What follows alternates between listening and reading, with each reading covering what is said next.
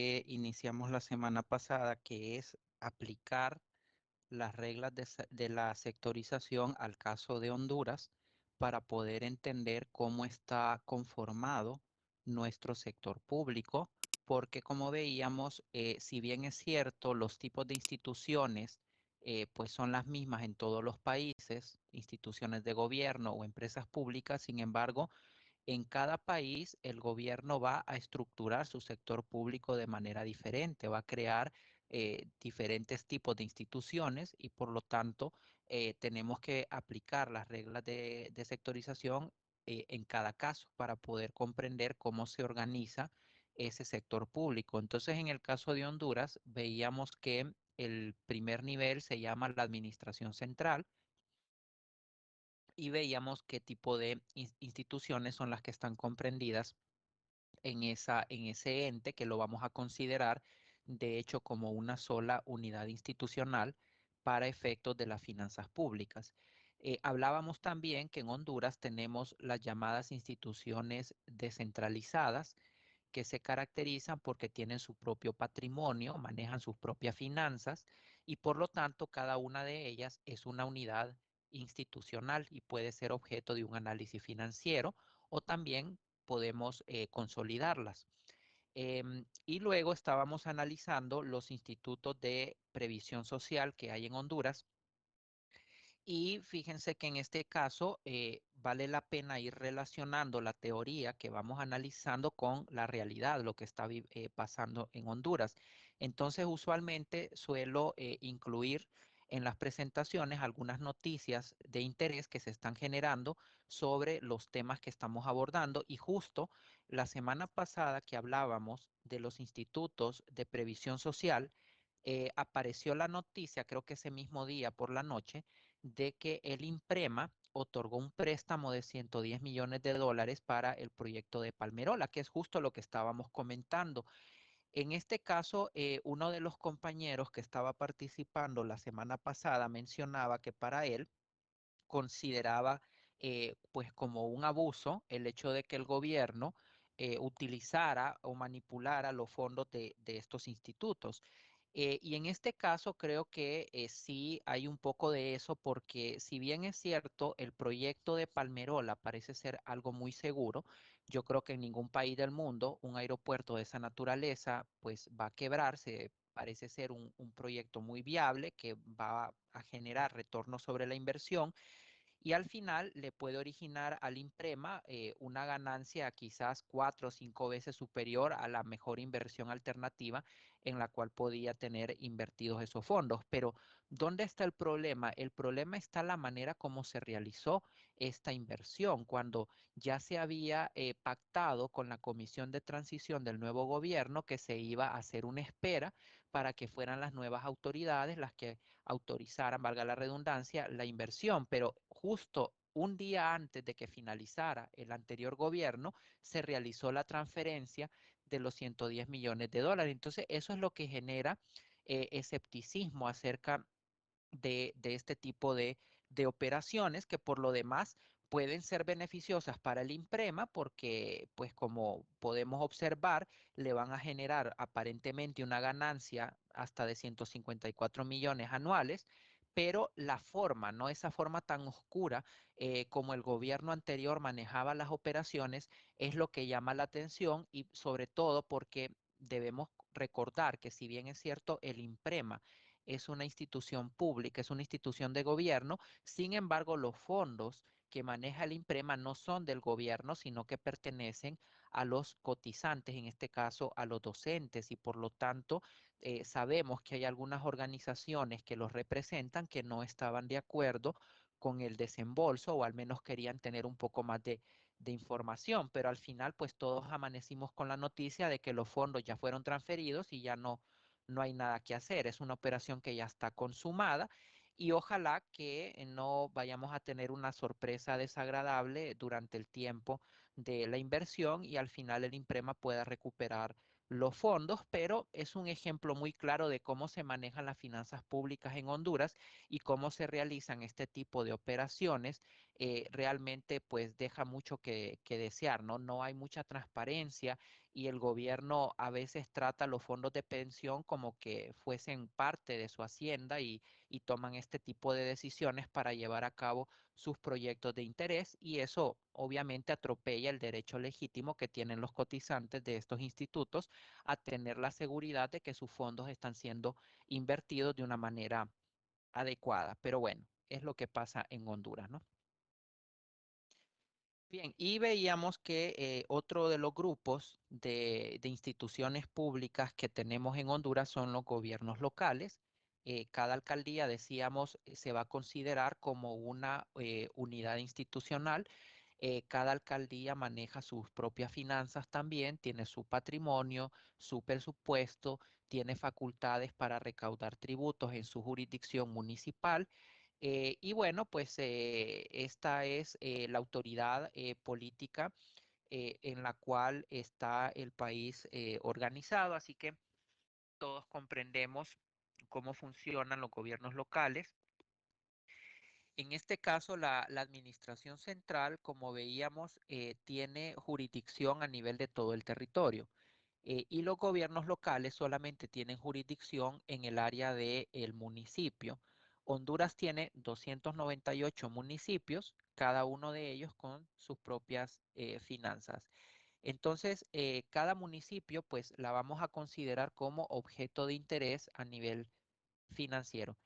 En este caso, en Honduras, observamos que a pesar de los roces que puedan generarse, sobre todo por el tema de la transferencia que le tiene que realizar la administración central, a los gobiernos municipales, pero en general la relación que existe entre la administración y los gobiernos locales es hasta cierto punto armónica, no como en otros lugares donde en realidad hay una relación bastante conflictiva entre las autoridades centrales de los gobiernos y las autoridades locales. Inclusive hay casos extremos en los cuales las autoridades locales pueden llevar a cabo o pueden promover inclusive movimientos separatistas.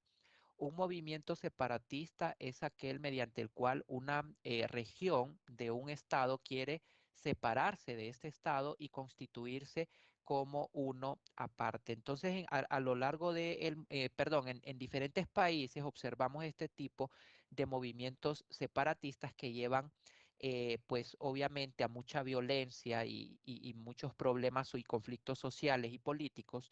Por ejemplo, en España, todos conocemos el conflicto con Cataluña. Cataluña es una región del noreste de España que es, es muy próspera, es donde se genera casi el 19% de todo el Producto Interno Bruto de España y desde hace mucho tiempo es una región que quiere ser independiente de España, quiere separarse de, el reino de España y obviamente inclusive se han generado movimientos terroristas que han tratado de lograr esta separación, pero obviamente el gobierno central de España no puede permitir que una región se declare autónoma, sino que tiene que mantener el control. Entonces eso ha llevado y todavía hay graves conflictos y manifestaciones y violencia entre Cataluña y las autoridades centrales de España. Este es un conflicto que está en curso, no se ha resuelto esta problemática porque Cataluña pues tiene ciertas raíces, cierta cultura y cierto poder económico y por lo tanto ellos consideran que no deberían formar parte de el resto de España. También en Bolivia, por ejemplo, hay movimientos separatistas. Los departamentos del norte también, que son los más poderosos económicamente, son donde se manejan los yacimientos de gas y de otro tipo de recursos que sostienen la economía boliviana y también han querido independizarse de las autoridades centrales.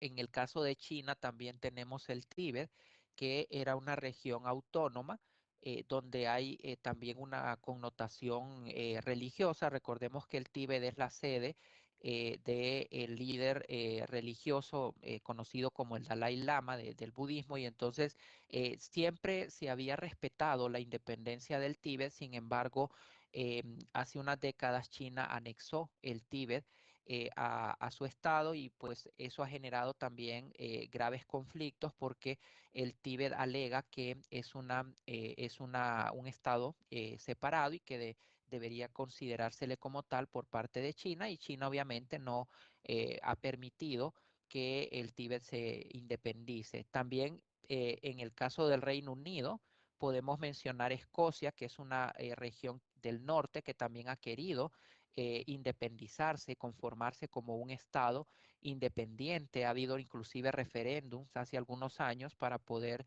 lograr la separación del reino. Sin embargo, no se ha logrado, pero es un movimiento latente también, ¿no? Entonces, a veces podemos observar este tipo de conflictos. Afortunadamente, en el caso de Honduras, uno de los problemas que tenemos no es ese, ¿no? No tenemos el caso de regiones que quieran independizarse de las autoridades centrales, afortunadamente, porque esos conflictos son bastante complejos y muy problemáticos de manejar. Bien, otro grupo de instituciones que tiene nuestro sector público, pues son las empresas públicas no financieras. En nuestro caso tenemos 8 empresas públicas no financieras. En primer lugar está la empresa de energía, que como sabemos ya está en un proceso de escisión, mediante lo cual pues se va a dividir en 3 empresas separadas que van a administrar los diferentes segmentos del sector energético. Está la empresa de telecomunicaciones Hondutel. El Servicio Autónomo de Acueducto Sana es una empresa que también ya está en vías de extinción. Desde hace muchos años se emitió el decreto para liquidarla y trasladar todas las funciones a las municipalidades. Así que se está en ese proceso. En el caso de la alcaldía de Tegucigalpa, entiendo que ya está muy avanzado el proceso. Prácticamente ya la alcaldía es la que está manejando el servicio de acueductos. Entonces esta pues ya va a desaparecer como empresa pública y las funciones se van a trasladar a una entidad de gobierno. Está la empresa portuaria, la suplidora de productos básicos, Banasupro, el Instituto de Mercadeo Agrícola, Onducor, que también no sé por qué funciona, eso no tiene mayor relevancia, es solo una carga para el Estado, y el Ferrocarril Nacional, que es otra cuestión que debería estar en un museo y tampoco debería funcionar. Muchas de las empresas que tiene el sector público de Honduras son empresas que no tienen sentido y que no cumplen las condiciones básicas. Nosotros veíamos que para que algo sea una empresa pública tiene que ser una fuente de ganancia, tiene que ser autosostenible.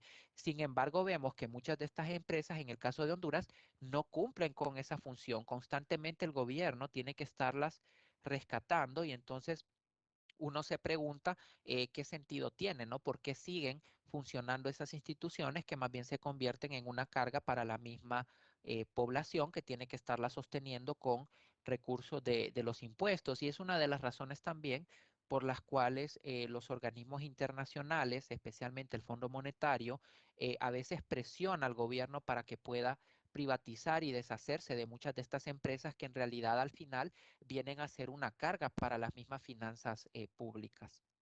Aquí podemos ver algunos de los problemas que tienen las empresas. La empresa de energía eléctrica, creo que hoy por hoy es el principal problema que tiene el sector público de Honduras y todas las finanzas públicas.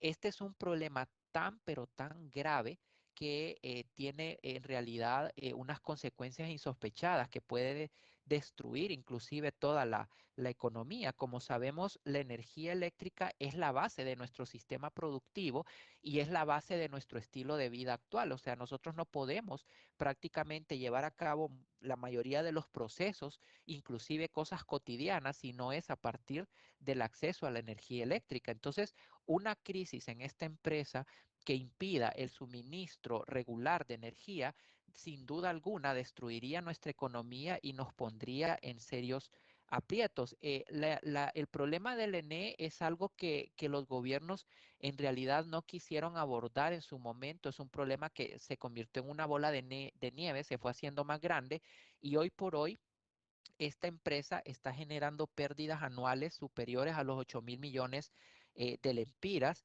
Ya algunos expertos han advertido que a partir de abril de este año es muy probable que comiencen inclusive los racionamientos de energía, y que esto aparentemente es algo ya inevitable porque las inversiones en la red de transmisión se postergaron, y entonces parece que ya no nos vamos a escapar de los racionamientos. Obviamente esto va a tener un impacto económico terrible. Hay una deuda con los generadores ya acumulada que es superior a los 13.000 millones de lempiras, y la deuda global de la empresa es superior a los 80.000 millones. Este es un problema gravísimo que ha heredado el nuevo gobierno, y ojalá que pueda comenzar el proceso de reestructuración, porque esto es algo que ya no puede seguir esperando. La ENE es un problema que hay que arreglar sí o sí.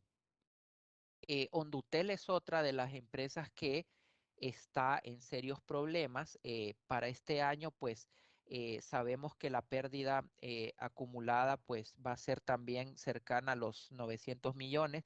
Las ventas de Hondutel en los últimos 9 años ha caído en más de 1.100 millones de lempiras. Esto es lamentable porque Hondutel en su momento fue la empresa más rentable del gobierno, generaba utilidades hasta de 2.000 millones anuales que le permitían al gobierno cubrir muchos de los programas sociales inclusive, y que también pues eso afectó a la empresa porque impidió que realizara las inversiones que necesitaba para poderse mantener vigente en el mercado de telecomunicaciones, que es un mercado muy dinámico que requiere estar renovando constantemente la tecnología para poder mantener esa vigencia. Hondutel no lo logró, y hoy por hoy pues también es uno de los problemas bastante complejos que el nuevo gobierno enfrenta, y que aparentemente ya tiene alguna especie de programa donde le quiere dar un nuevo giro comercial a Hondutel. El nuevo gobierno ha manifestado que no está a favor de la privatización, que para muchos sería la salida más rápida para la empresa, simplemente deshacerse, trasladar los activos al privado, y de esa manera el gobierno se ahorraría esta gran carga. Pero el gobierno actual piensa que no es la respuesta, no está anuente a la privatización. Entonces habría que ver qué estrategia es la que va a implementar para poder rescatar esta empresa que también está en caída libre. La empresa nacional portuaria es de las pocas empresas rentables que tiene el gobierno de Honduras. Es una empresa que todavía funciona en números adecuados. Inclusive en el año 2020 podemos observar que la Secretaría de Finanzas le ordenó realizar una transferencia al Tesoro Nacional de 800 millones de lempiras, lo cual la puso en aprietos y la dejó sin liquidez. Inclusive después de esta transferencia, la portuaria no tenía ni siquiera para poder pagar la planilla, lo cual es terrible porque el mismo gobierno, en este caso, a veces es el que afecta el funcionamiento de sus empresas, ¿no? La empresa estaba funcionando bien y Finanzas le retira los recursos. ¿Qué ocurrió con esos fondos? Pues eso habría que verlo, ¿no? El Instituto Hondureño de Mercadeo Agrícola, que también se considera una empresa pública, tiene un papel muy importante que jugar porque es la que maneja la reserva estratégica de granos básicos. Entonces es una empresa de seguridad nacional porque tiene que ver con la seguridad alimentaria de la población. Afortunadamente, pues es una empresa que también a nivel financiero sigue siendo sostenible y realiza las inversiones, las intervenciones, perdón, tal como está previsto para poder estabilizar los mercados de granos. Bien, también tenemos las empresas públicas financieras. En el caso de Honduras se incluye también las entidades de regulación. La primera empresa pública financiera que tiene nuestro gobierno es el Banco Central de Honduras. Muchas personas piensan que el Banco Central es parte del gobierno, pero en realidad no. Nuestro Banco Central se considera para efectos de las finanzas como una empresa pública. Por lo tanto, tiene que cumplir las condiciones de ser autosostenible, obtener ganancia, etcétera, todo lo que hemos analizado. También tenemos el Banco Nacional de Desarrollo Agrícola, que es una empresa que también ya está en proceso de liquidación. El anterior gobierno ya emitió el decreto para liquidarla, todavía no se ha materializado, y entendemos que el nuevo gobierno no está de acuerdo con la liquidación, y es probable que derogue ese decreto y trate de rescatar Banadesa. No sé qué tan factible sea porque es un desastre también. Así que probablemente va a tener que llevarla a la liquidación. Está Banprovi, también es una de las empresas públicas financieras que hoy por hoy, de hecho, es a través de Banprovi que el gobierno centralizó toda su política de apoyo a sectores productivos, inclusive las funciones que realizaba Banadesa paulatinamente han ido trasladándose a Banprovi, que en primer lugar operó como un banco de segundo piso, sin embargo, pues ha ido diversificando su oferta y sus productos financieros. También está la Comisión de Bancos y Seguros, que es un ente regulador y se considera parte de este grupo, y el Fondo de Seguro de Depósitos. Estas son las empresas públicas financieras que tiene nuestro sector público. Bien, entonces esas son todas las entidades. Aquí veíamos algunos de los problemas, ¿no? Banadesa, como les comento, está en proceso de liquidación. Bien, ahora lo que vamos a hacer una vez que ya hemos analizado los diferentes grupos es ir construyendo, configurando nuestro sector público porque así es como se van a enfocar las finanzas públicas. Las finanzas van a estar distribuidas dependiendo de los distintos grupos y grupos de instituciones que tiene nuestro sector público. Según lo que hemos analizado entonces, el primer grupo que tiene el sector público en Honduras, como ya vimos, es la llamada Administración Central, que es la más importante y que está formada por los tres poderes del Estado más los llamados entes constitucionales. Luego tenemos el llamado Gobierno Central. El Gobierno Central está formado por la Administración Central más las instituciones descentralizadas más los institutos de previsión social. O sea, nosotros podemos ir formando diferentes niveles de gobierno y las finanzas públicas van a depender de ese nivel que nosotros estemos estudiando. Yo puedo estudiar solo la administración central o puedo estudiar solo las instituciones descentralizadas o las puedo agrupar o consolidar para estudiarlas a nivel de todo el gobierno central dependiendo de qué es lo que yo quiero ver o cómo quiero enfocar mi análisis financiero. El gobierno central lo podemos estudiar en conjunto con los gobiernos locales y eso nos permite formar otro nivel que se llama el gobierno general. El gobierno general incluye el gobierno central más los gobiernos locales. Todas las entidades que son unidades de gobierno tienen que quedar comprendidas dentro del gobierno general. Es decir, más allá del gobierno general, las instituciones ya no son parte del gobierno, ya no son unidades de gobierno. Entonces, ¿qué es lo que tenemos más allá del gobierno general? Las empresas públicas. Cuando nosotros unimos el gobierno general con las empresas públicas no financieras, a ese nivel se le llama el sector público no financiero. Para efectos del estudio de las finanzas públicas, este es el nivel más importante porque nosotros en finanzas públicas llegamos hasta aquí. No estudiamos nada que esté más allá del sector público no financiero. Y esto anótenlo porque es muy importante. Las finanzas públicas se enfocan hasta el sector público no financiero. Más allá de este nivel, no nos interesa a nivel de finanzas públicas. ¿Y qué es lo que tenemos más allá de este nivel? Las empresas públicas financieras. Cuando nosotros agrupamos el sector público no financiero más el sector público financiero, eso es lo que conocemos como el sector público. Entonces, en el análisis de finanzas públicas, normalmente nosotros no vamos a llegar a todo el sector público, nosotros solamente llegamos hasta el sector público no financiero. El llamado sector público financiero se analiza aparte, se analiza junto con todo el sistema financiero y monetario. Bien, ¿alguna pregunta en cómo está configurado nuestro sector público en el caso de Honduras? ¿Algo que no haya quedado claro, algún nivel antes de que avancemos? Es ir formando distintos niveles, ¿no? Al final, pero usted tiene que tener claro qué es lo que tiene cada nivel. Sí, buenas noches. Sí, buenas Fíjate que noches. estoy un poquito confundida en esta parte que dice usted. Nosotros como finanzas públicas solo nos vamos a referir al sector público no financiero, ¿verdad? Sí, correcto. Usted va a Ok, estudiar solo lo que esté dentro del sector público no financiero. no financiero. Ah, ok. Bueno, ahí tenía un poquito de duda porque había escuchado mal.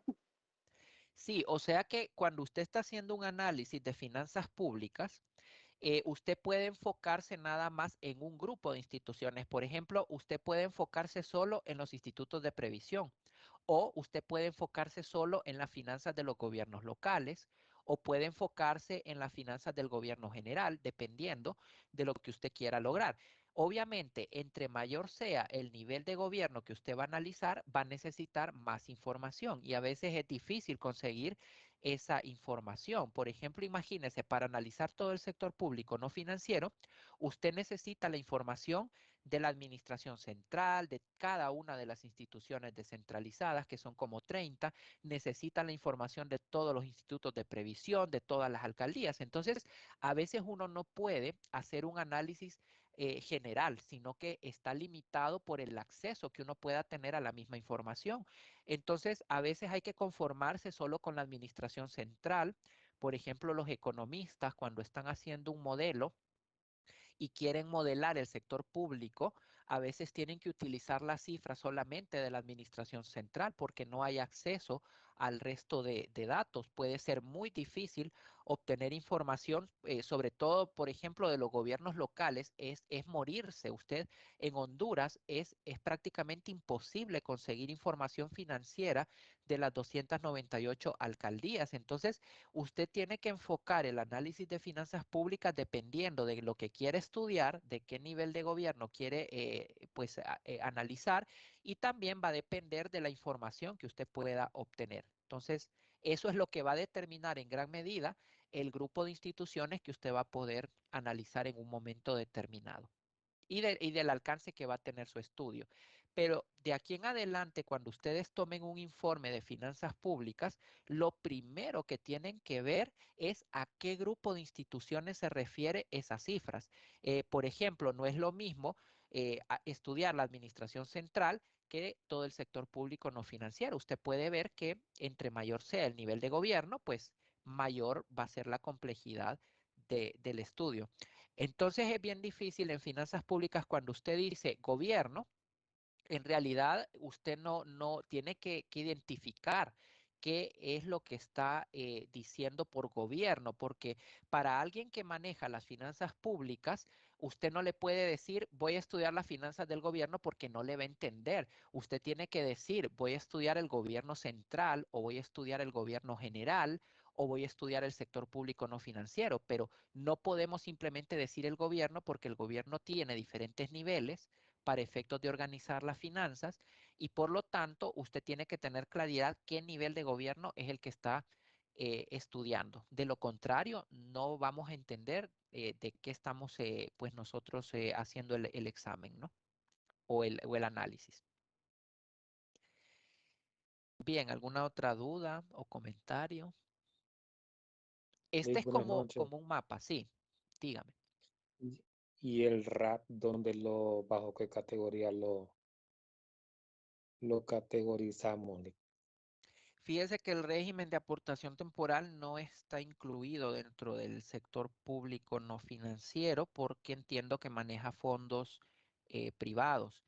Obviamente el gobierno regula, ¿no? Emite regulación y todo eso. De hecho, la última ley que generó del sistema de previsión social dispone y para algunos fue confiscatorio de los fondos del RAP, pero como tal, nosotros no lo incluimos en las finanzas del sector público no financiero. No está incluido en ninguno de los grupos.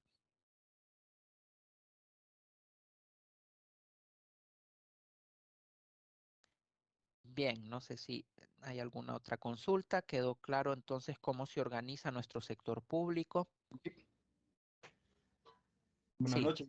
Una consulta. ¿Y todo lo que es previsión social, tendrá algo que ver el gobierno? ¿Aporta algo a la empresa privada con eso? todo lo que es previsión social. ¿Sí? ¿Todo lo que es previsión social tiene algo que ver el gobierno? ¿Les ayuda a las empresas privadas a eso? ¿O cómo es? Disculpe. No, depende. Nosotros hasta hace algunos años, todo el sistema de previsión era manejado por instituciones públicas, que eran las cuatro que veíamos anteriormente, ¿no? El Seguro Social, el INJUPEN, el INPREMA y el IPM. Eso era lo que conformaba todo nuestro sistema de previsión. Sin embargo, hace algunos años ya se ha liberado y se ha permitido que entidades privadas también manejen APP, fondos de pensión.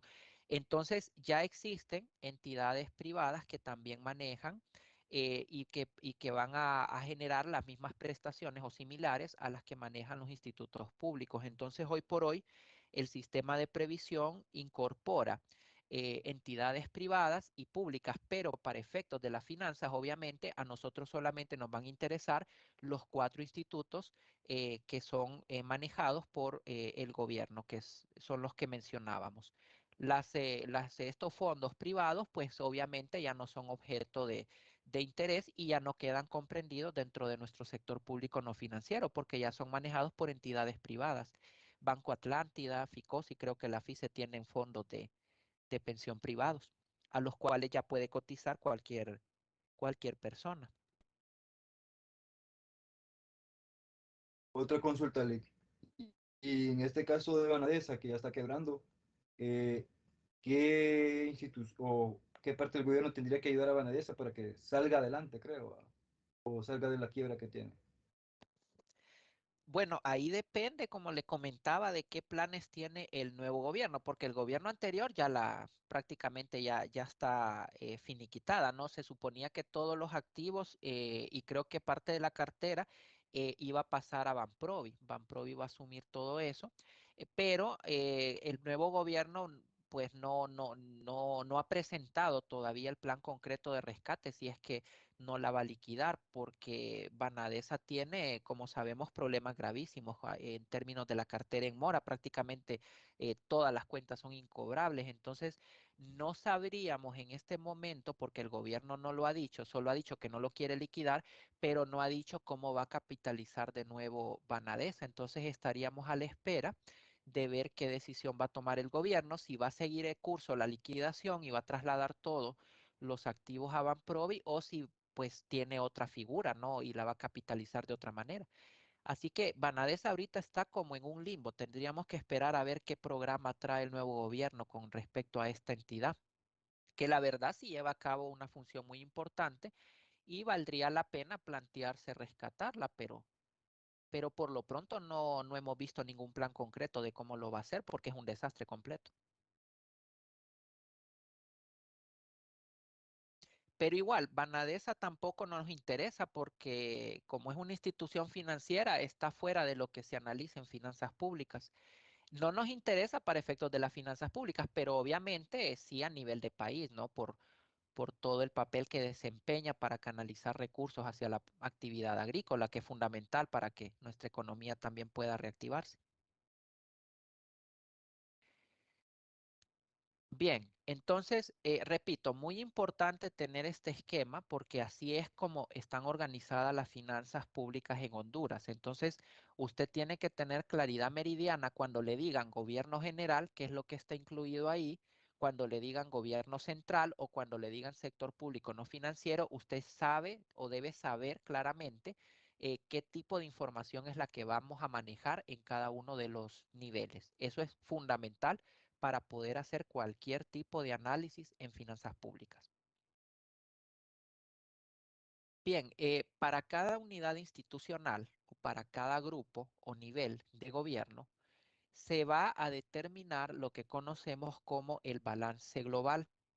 El balance global es un indicador que va a sintetizar la posición financiera de una institución o de un nivel de gobierno. Y en este momento vamos a verlo a través de una fórmula muy sencilla, aparentemente. El balance global va a consistir en tomar los ingresos totales de la entidad o del grupo de instituciones que nosotros estemos estudiando y le vamos a restar los gastos totales. El resultado es lo que vamos a llamar el balance global.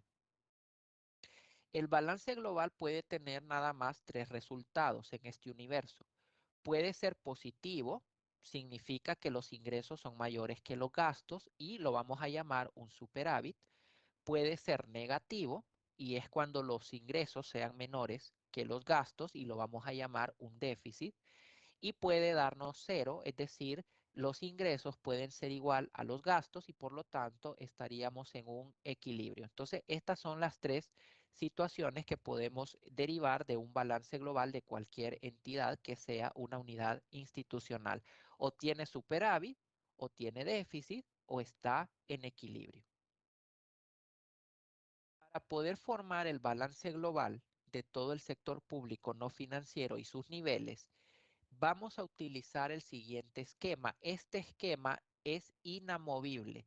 Pase lo que pase, siempre lo vamos a organizar de esta manera.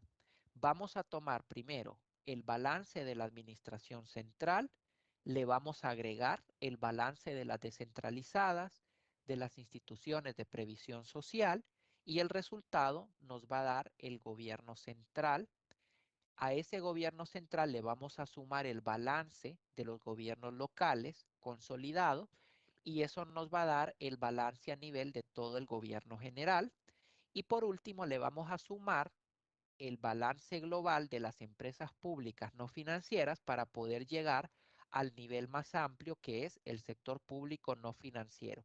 Entonces, por eso les decía que es muy importante entender cómo se organiza el sector público porque así es como organizamos las finanzas.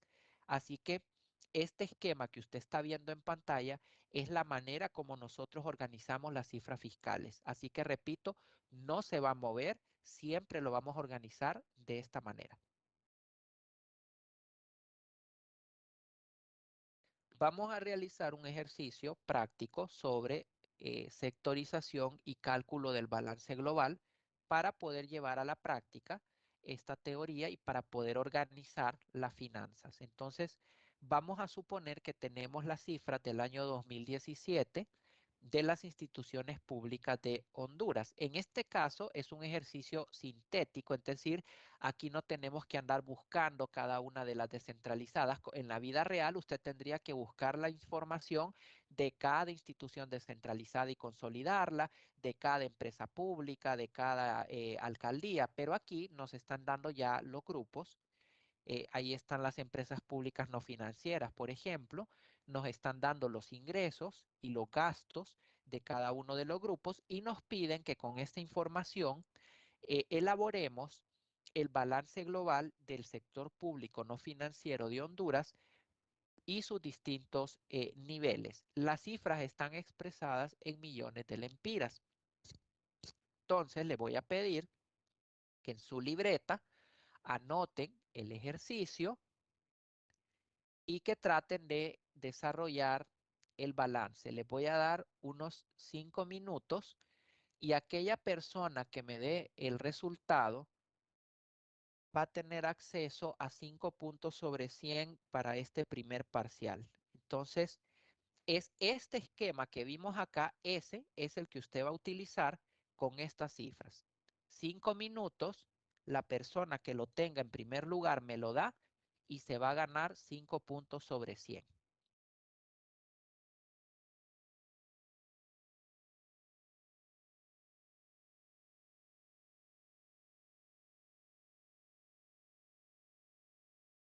Es calcular los balances globales y organizarlos.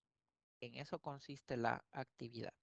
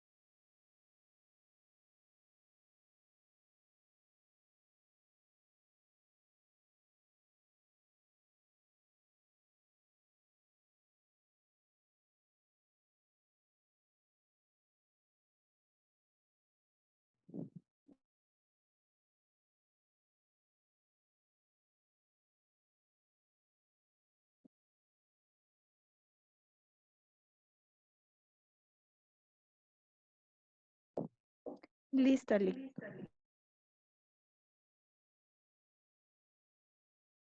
Ok, dígame el dato del gobierno central. ¿Cuánto le quedó el gobierno central? El gobierno central me queda con negativo 18.725.30. Gobierno general. Gobierno general, negativo 19.671.10. 671.10. Ujú. Y sector público no financiero. Negativo 26.222.90. Ok, ¿cuál es su nombre? Daniela Quiñones. Daniela Quiñones, muy bien. ¿Alguien que tenga otra cifra y que quiera participar por los 5 puntos? Antes de que cerremos la sesión, mañana vamos a comenzar viendo la respuesta. Entonces hoy solo voy a dejar anotadas las cifras para ver si los compañeros pues se ganan los 5 puntos. ¿Alguien más que tenga otro resultado? Bien, si no hay nadie más que tenga resultados diferentes, entonces mañana vamos a desarrollar este ejercicio para que podamos ver cómo se organizan las cifras y vamos a continuar con otros temas relacionados. Así que si no hay consultas, vamos a dejar la sesión hasta aquí el día de hoy y mañana pues la retomamos.